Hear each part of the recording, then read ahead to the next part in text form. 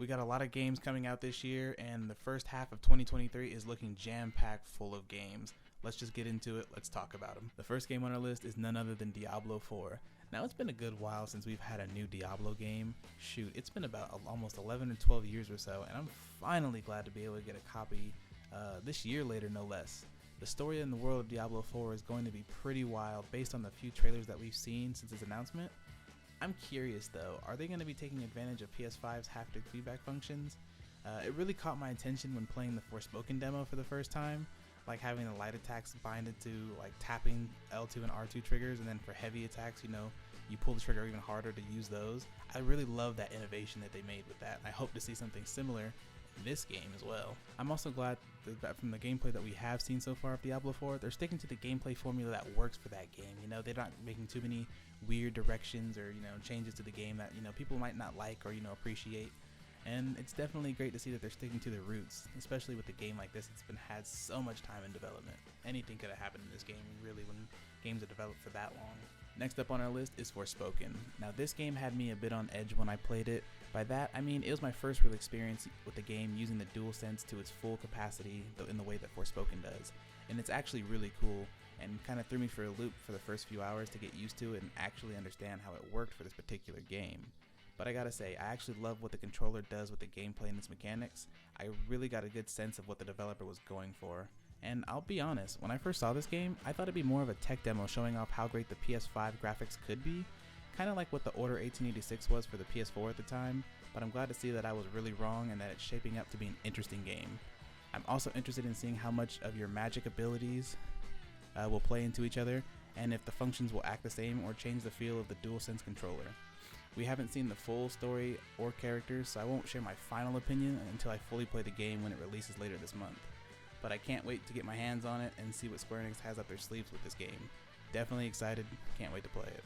The next game I'm really excited about is Atomic Heart. When I saw the trailers for this game, I got the same vibes that Doom Eternal gave us. That fun, action-packed gameplay that just never gets old while being super satisfying when you have a perfect run, clearing out the room full of enemies. Atomic Heart's setting also gives me eerie vibes because of how weird the enemies are, especially when you use melee attacks to damage parts of them and they're still being relentless and trying to get in close range to you.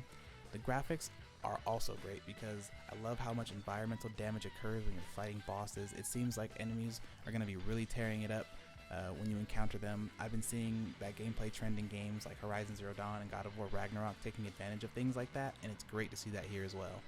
I'm curious though, how much weapon variety will there be in this game? We've seen a few guns here and there, but will it be a bunch of different weapons or a set amount of upgradable ones that we keep for the entire playthrough and can switch between on the fly? Overall though, the game looks like it's going to be worth picking up, even going for the platinum maybe. I hope the story and characters will be as interesting as the game's actual setting, but I'm looking forward to picking this up and streaming it once it releases this year. Next up is one I'm glad to see coming this year, and that is Final Fantasy 16. This game, I want to see it do well. I feel like since Final Fantasy 15 is past, and with Final Fantasy 7 doing so well and being a great game, Square Enix is kind of on a roll with their RPGs, and it's great to see them thriving since they're a great company that puts out lots of great games. I can't wait to see what this new Final Fantasy will bring to the table story-wise. As far as gameplay, they're sticking with 16 and 7's action RPG style instead of going back to the turn-based gameplay. I'm really happy to see them improving upon the action RPG style since it works so well, but I can't lie, I kind of miss the old days of taking it in turns with Ultima weapons and beating super hard bosses and need 9/9 damage in order to beat. But for the most part, I do enjoy the gameplay route they decided to stick with. One thing that does have me hyped is the scale of the summons. They're going to be big, and that means big cinematics and huge gameplay option. I can't wait to try it. I can't wait to play it. It's coming out this year, oddly enough, and it seems like it's going to be a really good time. So I hope that this game can really just clean up what Final Fantasy 16 or 15 kind of left. So let's hope that we can see a lot from this game. Now I know this is kind of cheating since it technically counts as an expansion, but I couldn't talk about my favorite games without talking about the Lightfall, the new expansion for Destiny 2. The next big step in Destiny's future is on this way with a whole new set of activities, a new subclass to play with, and of course, new loot. I can't wait to play this and get my hands on this new Strand subclass. They are really ramping up Destiny's sense of movement and giving it a huge boost with these new abilities.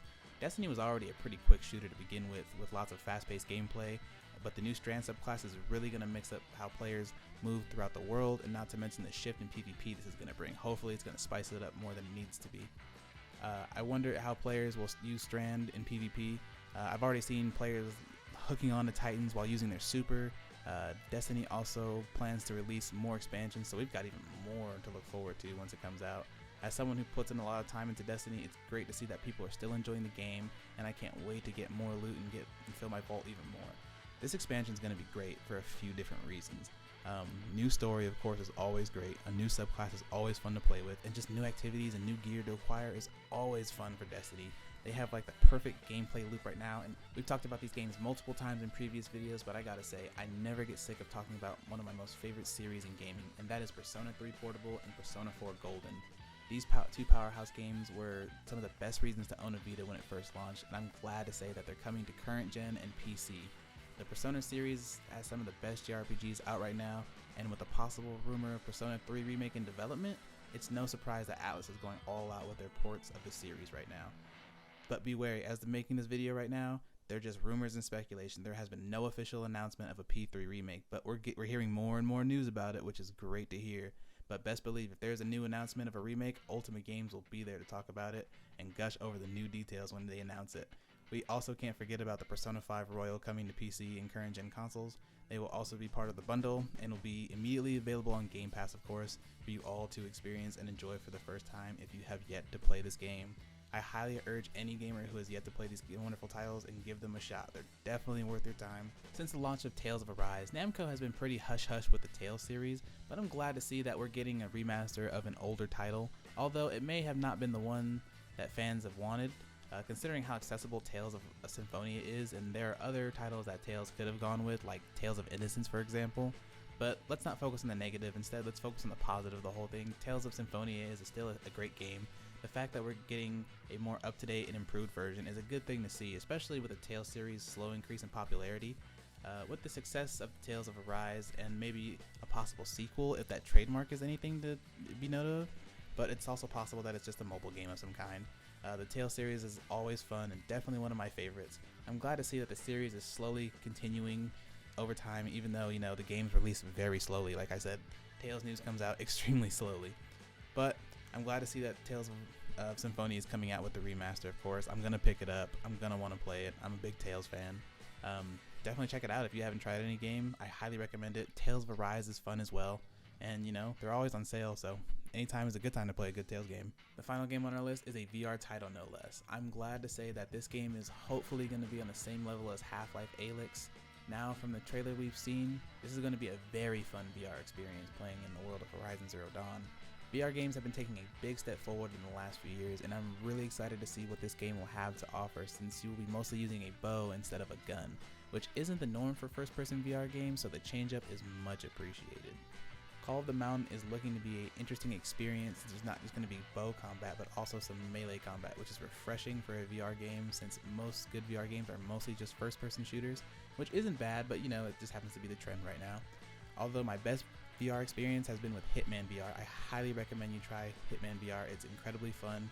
It's very great. It's a bit clunky at times. It's a fun sandbox to mess around with, and a great look at how games can be well adapted into VR. I hope that Call of the Mountain has that same energy when it comes to its own gameplay. My only true concern for the game is the length. VR titles tend to come up short when it comes to playtime, and they run into the issue of being short even for experimental experiences, like Eve Valkyrie was. But I'll put my faith in the devs. They usually come through with their promises in games. Horizon Zero Dawn was incredible. And that about wraps it up for our list today. Don't forget to like, comment, and subscribe. As always, we appreciate you guys watching. Let us know what games you guys are playing or looking forward to next year. Until next time.